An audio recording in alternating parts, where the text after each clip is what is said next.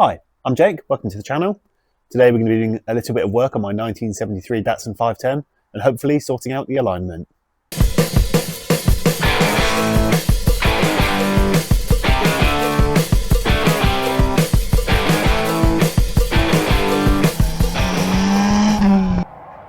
So this is the rear suspension, or the rear wheel at least. And on these cars, these are trailing arms, but they are not perpendicular to the body line, so they're actually angled. So the mounting points, there's one that's here and one that's sort of further inboard. And that means that as you lower this wheel and it goes up into the arch, you gain quite a lot of negative camber, as you can see. But I think more important for handling purposes is you also gain quite a lot of toe out. So as I've not adjusted anything, I've just lowered it, I suspect we're going to have quite a lot of toe out on the rear, and hopefully we can get rid of some of that today. So here we have my rudimentary toe plates set up. So it's basically just a piece of wood, tape measure both sides in little slots, and a weight to hold it in place, resting on the sort of rear wheel. You can actually rest it on like the lip of the wheel, so pretty good, and it's just centered on the wheel. We go into the other side. We've got the same setup here, but obviously the measuring end of the tape measure. And what I've done is taken some measurements. So I've got 1,685mm front and 1678 rear, which basically gives me a total of 7mm toe out currently. And the target for one of these cars is going to be 0mm. And I put a tolerance on there of +0, -1. So anywhere between sort of 1 degree of toe in and 0, I'll be happy with. So yeah, let's have a look underneath and see what we can do about this.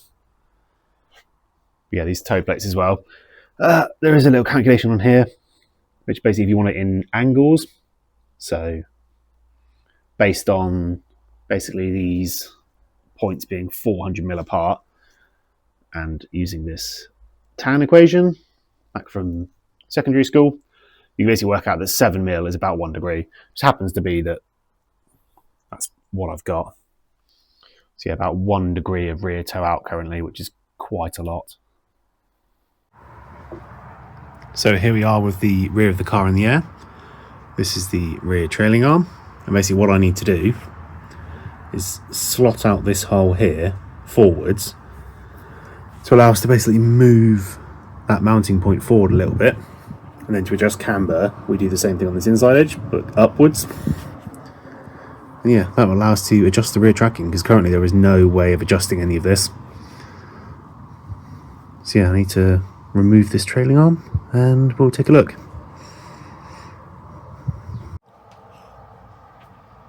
So I've currently just whipped the spring out quickly, reattached damper though to hang this from, and also the arm is supported by the jack.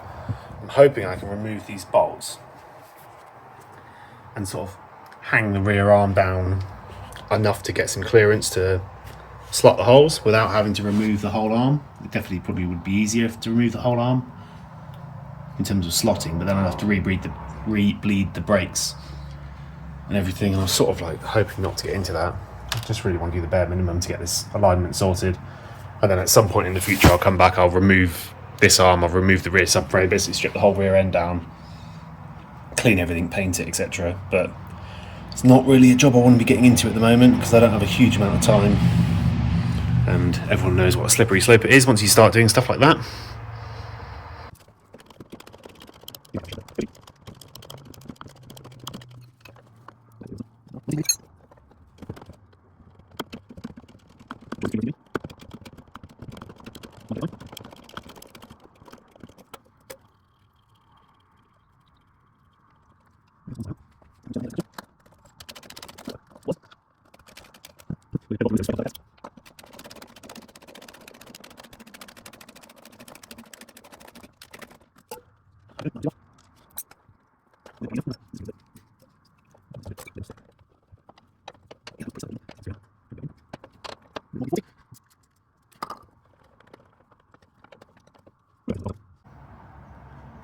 So as you can see, the bolt is out now, and you can see the hole we need to enlarge. So wherever it is, this one here, I basically need to slot that forward to remove toe out. I'm going to be using the Dremel for that, and we'll probably take it out about 5 or 6 mil. I think 5 or 6 mil will be more than I need. So we had about 7 mil in total. So call it 4 per side. But I think the amount we remove on this will be magnified by the position of the wheel and the rear pivot point. So I think sort of a mil at the hole will probably give you more than a mil of toe change at the wheel. But yeah, we'll aim for 5, which should be more than enough, and then see how it's looking. So there we go, a few minutes later, and I've extended this hole, as you can see. Done both sides. Not sure if you can see the inner one, but yeah. Done the same, about 5 mil. Use the old general thing with the carbide burr in the end. Makes pretty light work of this mild steel stuff, so didn't take too long. Okay, so that's the outer done. I think I'll also do the inner for camber while I'm at it. But yeah, I'll probably do a similar amount, maybe 5 mil. Obviously there's a lot of camber to remove, but I think I'll run into bodywork before I can remove all of that, so I'll just go for sort of 5 mil for now. And we'll see where we are.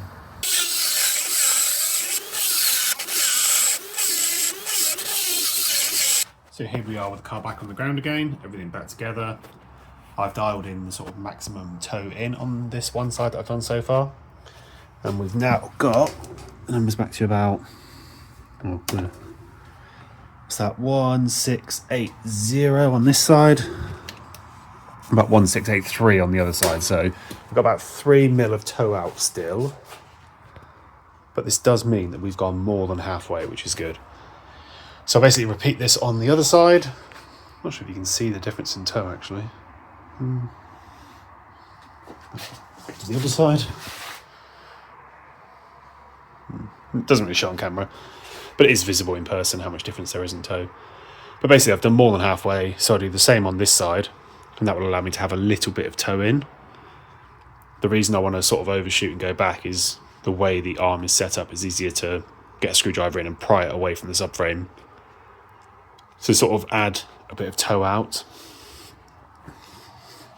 rather than go the other way, because there's not really any way of prying it the other way. But yeah, dialed out a little bit of negative camber, so the fitment's a little bit better. I'm not going to be able to get rid of any more than this because it's bloody close. If I compare it to the other side again, right, sort of tucking a bit more. But yeah, getting there. Should be able to do this next side in about an hour, I think. Took a bit longer than that this time, just because I was sort of figuring out what I was doing and which sides to grind from, roughly how much to take off, etc. So next side should be quicker. So while I'm under here, I'm just going to address something else as well, which is this bump stop. It's basically going inside of this bump stop thing. Yeah, basically the end of this goes into the hole. It's punched a hole into the bottom of there. So I'm just going to weld on a nice big thick washer, sort of like 3-4 mil thick, just to re-solidify that. Might as well while I'm under here. So around the other side, and I've already welded the bump stop plate on, as you can see, and given it a quick lick of paint. Did that last night, so paint's nice and dry this morning. I'm just going to whip the bolts off this side and basically repeat the process I did on the other side. So add some toe on this side and a bit of camber on the inner one. To be honest, I don't think I'll get away with adding much camber, or removing negative camber, however you want to look at it, just because I think the tyres are going to catch. It's annoying. As nice as these arches are, it's the bit that's inside the door, and I've given more clearance than I had before, certainly a lot more clearance than I had before, but I think it's so close that I'm not going to be able to remove any camber. Oh well, at least we should be able to sort the toe out.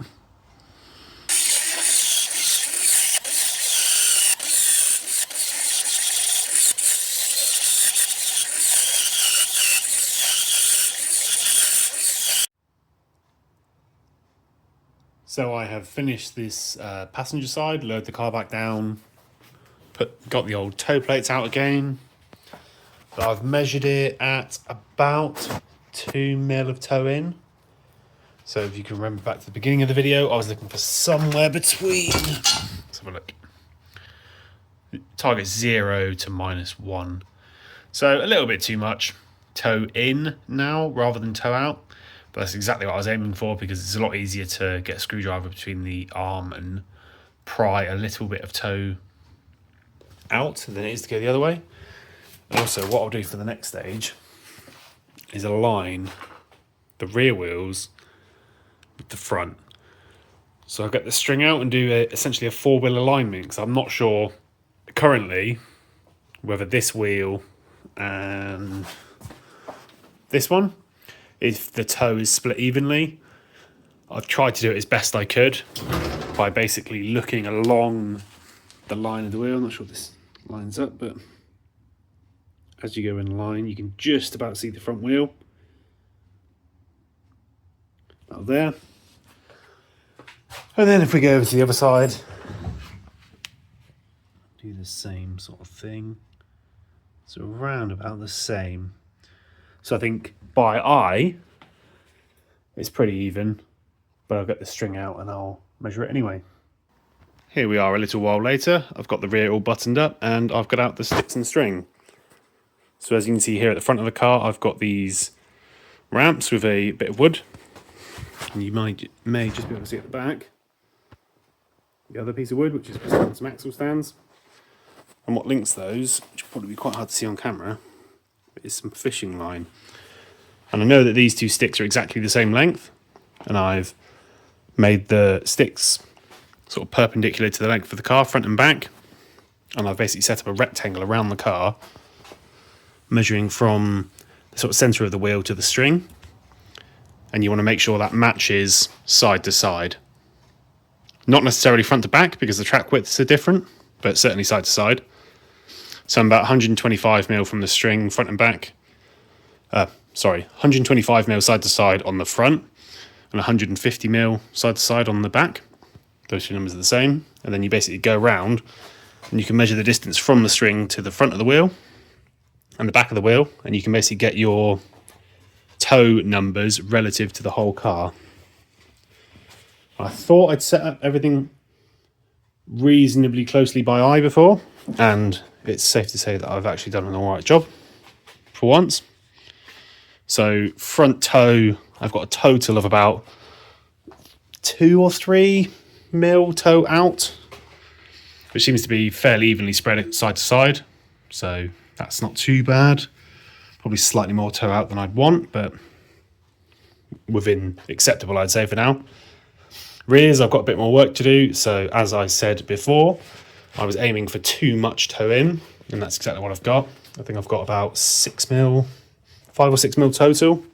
Again, spread evenly side to side, but yeah, it's more than I want, so I'm basically going to slightly loosen the bolts and pry the arms back and see where we end up.